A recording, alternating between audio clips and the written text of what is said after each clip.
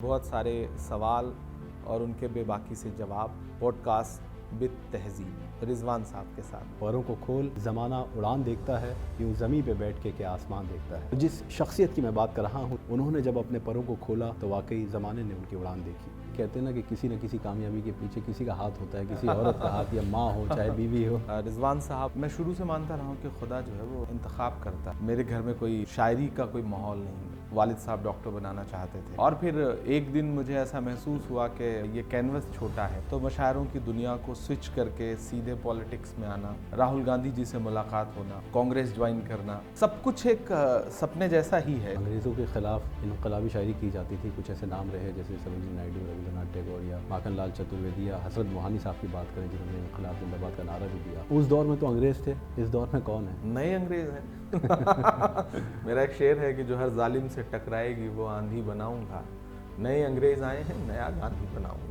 आपने कभी कश्मीर के दर्द को बयां किया, कभी फ़लस्तीन के दर्द को बयां किया। सियासत में आने के बाद सियासत के दर्द को बयां करने की कोशिश की? सियासत का तो कोई दर्द है ही नहीं, सियासत तो दर्द देने वाली चीज़ है। अच्छा, तो दर्द सर देने वाली चीज़ है।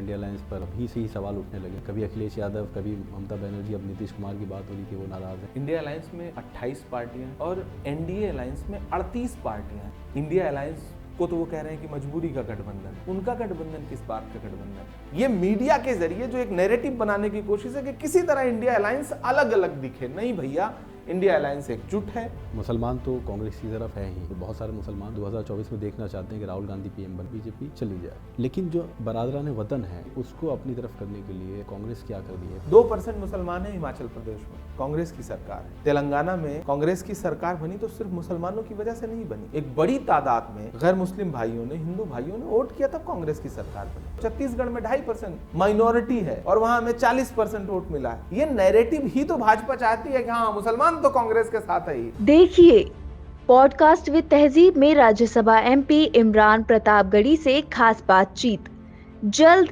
सिर्फ पीपल भारत पर।